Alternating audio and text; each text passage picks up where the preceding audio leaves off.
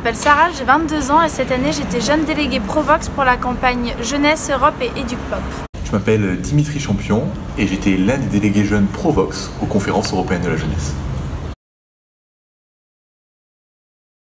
Le dialogue structuré, pour moi, c'est un processus, une méthode visant à provoquer le dialogue entre les jeunes et les politiques. C'est vraiment dans le but d'établir un projet, comme par exemple cette année c'était la nouvelle stratégie européenne pour la jeunesse. Donc voilà, ça s'organise sous forme de rencontres et d'événements entre des jeunes, des organisations jeunesse, des politiques, afin de discuter sur des sujets actuels de la jeunesse. Provox, c'est la campagne française du dialogue structuré. C'est en gros le processus qu'on essaie de mettre en place pour que des jeunes d'horizons différents puissent venir dialoguer, débattre, proposer, porter des idées qui puissent servir de base à l'interpellation de décideurs politiques qui ont pouvoir d'influencer les politiques qui concernent les jeunes directement ou les politiques qui ont un impact sur les jeunes.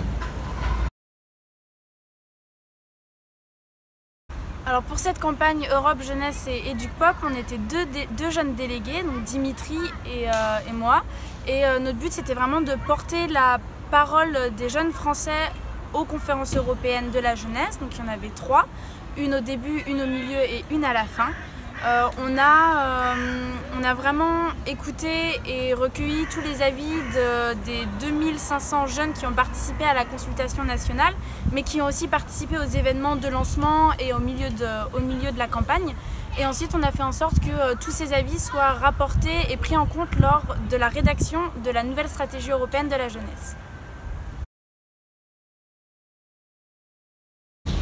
Ce que j'ai préféré faire, ça va peut-être paraître un peu paradoxal, mais c'était pas mal écouter ce que portaient les autres délégations des autres pays, vu qu'ils venaient avec des problématiques qui n'avaient pas forcément été soulevées en France, mais qui pour autant pouvaient avoir leur intérêt également en France.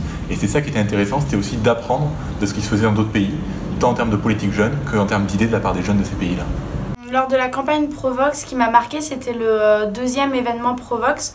Donc on était à peu près 200 jeunes d'organisation jeunesse et ensemble on a écrit les 15 objectifs pour la jeunesse français qui nous ont permis nous d'aller porter la voix des Français sur les objectifs et qui ont vraiment pu permettre de mettre nos propositions, d'implémenter nos idées dans les 11 objectifs pour la jeunesse. Alors mon conseil ce serait de s'engager dans des organisations jeunesse ou dans toute autre initiative concrète pour vraiment prouver aux politiques que les jeunes ont leur mot à dire et continuer à les solliciter par des actions très concrètes à différents niveaux.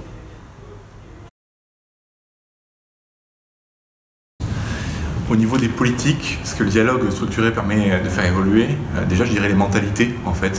Tout simplement le fait qu'on considère les jeunes comme des fortes propositions, comme des gens capables de réfléchir, de penser et d'amener de nouvelles choses sur le plan politique. J'attends des politiques qui prennent vraiment en compte ce qu'on dit, donc qui nous écoutent, ce qui est déjà le cas, et qu'ensuite ils mettent en action ce qu'on propose. Les 11 objectifs de la jeunesse, ce sont des objectifs qui ont été écrits pendant les 3 conférences européennes de la jeunesse durant cette campagne. Il faut savoir que c'est le résultat de 50 000 opinions de jeunes venant de toute l'Europe à l'issue des consultations nationales. Les 11 objectifs de la jeunesse, c'est pas seulement sur des thèmes qui concernent juste les politiques de la jeunesse, mais c'est aussi des thèmes qui concernent la vie de tous les jours des jeunes, comme par exemple les enjeux environnementaux, ou alors l'égalité des genres, la santé mentale. Les jeunes se sont vraiment exprimés sur les sujets qu'ils considèrent étant des enjeux d'aujourd'hui et de demain.